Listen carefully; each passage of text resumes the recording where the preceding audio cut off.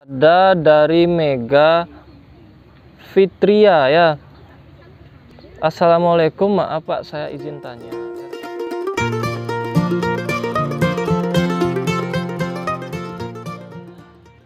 Selanjutnya dari Amanda Reskia. Apakah data dari kasus yang Bapak sebutkan itu harus diambil dari kuesioner? Sedangkan di web BPJS tidak menyediakan data seperti itu, Pak. Memang tidak. Padahal skripsi saya tentang menggunakan analisis spasial. Keren ini analisanya ya. Oke, kalau tentang new normal itu kemarin saya jujur hanya mencontohkan saja. Kalau mau riset tentang new normal ya ini seperti itu contohnya. Nah, setelah berpikir berkembang waktu ke waktu, saya mulai berpikir kalau dengan kuesioner itu akan sangat lama memerlukan waktu. Sekarang bisa manfaatkan Gform ya, atau form online untuk kuesioner. Kalau ingin mendapatkan data dari responden, nanti gunakan saja Gform. Coba tentu saja hubungi dulu teman-teman Japri dari siapa nanti sampelnya supaya tidak terlalu acak dapat data. Kalau analisis spasial itu kalau menggunakan Gform, analisis spasial di area tertentu, tekankan nanti pada karakteristik wilayah yang khas seperti itu. Karakteristik wilayah yang khas itu ya kalau belajar tentang pendekatan spasial pasti paham. Nanti coba dibaca literatur tentang analisis spasial dalam geografi. Nah, itu bisa nanti membantu ranah penelitiannya ya. Kalau menggunakan analisis spasial, nah sekali lagi seperti yang tadi saya jelaskan, tekankan kenapa riset kamu itu kamu lakukan di wilayah itu, apa yang membuat hal itu mendukung untuk dilakukan di sana, supaya nanti dalam melakukan analisis spasialnya itu gampang ya. Oke, next dari Christina Dia Octavia. Mau tanya dong, kalau penelitian kuantitatif dengan sampel 30 ke atas, apakah memang dianjurkan menggunakan jenis statistik parametrik? Dan jika diuji itu datang tidak normal, baru nanti dirubah jadi uji non parametrik. Mohon masukannya, gitu. Nanti hal ini juga boleh didiskusikan lebih detail dengan dosen pembimbingnya juga. Kalau dari saya memang sih dari metode penelitian itu selalu didukung bagaimana caranya supaya riset kamu itu selesai. Nah, tapi kalau dengan berkaitan dengan sampel, ini pada intinya makin banyak sampel dalam riset itu, maka kualitas datanya akan semakin bagus. Kemungkinannya untuk normal itu lebih besar, terdistribusi normal itu akan lebih besar, apalagi dengan sampel yang lebih banyak. Tapi kalau sampelnya itu di bawah minimal 30, anggaplah sampelnya maksimal 60, kan nanti ada persentase pengambilan sampel, teknik pengambilan sampel juga nanti ada saya bahas lebih detail lagi, atau kamu silahkan juga baca di literaturnya. Teknik pengambilan sampel itu yang paling penting adalah prinsipnya makin banyak sampel maka penelitian kamu akan semakin bagus, apalagi penelitiannya jenisnya kuantitatif. Jadi sangat diperlukan analisis pengolahan data, apalagi mencari data supaya berdistribusi normal dan bisa selanjutnya diuji dengan statistik parametrik ya. Apabila sampel kamu di bawah itu biasanya ciri-cirinya penelitiannya kuantitatif ya, kualitatif penelitiannya. Kalau di bawah anggaplah 30 maksimal sampel itu biasanya ciri-ciri penelitian kualitatif ya, karena metodenya atau tekniknya wawancara. Kamu juga yang sebagai instrumen penelitian sendiri ya mewawancarai secara mendalam 30 sampel, saya pikir kualitas penelitian kualitatif cukup gitu. Tapi kalau kuantitatif, karena data kuantitatif yang paling penting untuk diolah, maka kebanyaknya sampel itu akan sangat mempengaruhi kualitas data. Jadi makin banyak sampel penelitian, kualitas data akan semakin bagus.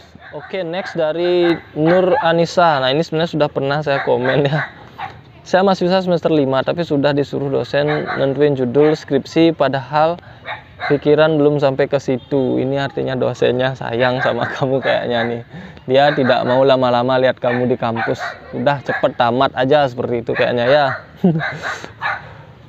Oke, seperti biasa, semakin cepat kamu menentukan riset untuk skripsi, jadi kemungkinan kamu akan tamat itu juga lebih cepat.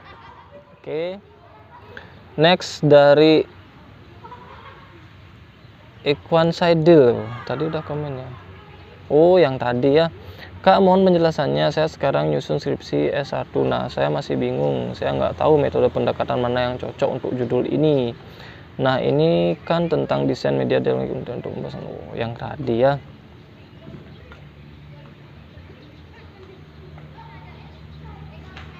Nah, kalau dari segi judul ya saya perhatikan, saya nggak tahu Saidil sudah sudah detail nggak dengan permasalahan penelitiannya. Kalau dari judul saya cek, ini sih mengarah ke beberapa jenis penelitian ya. Bisa ke deskriptif dia jenis penelitiannya. Ya, artinya desain media dialogik interaktif untuk penelitian. Artinya fokusnya pada pembahasan dialogik interaktif. Bisa saja nanti ini risetnya deskriptif. Bisa juga pengembangan ya, desain media artinya kembangkan media dialogik interaktif. Nah, nanti model yang dipilih apa, nah bisa ke pengembangan arah penelitiannya.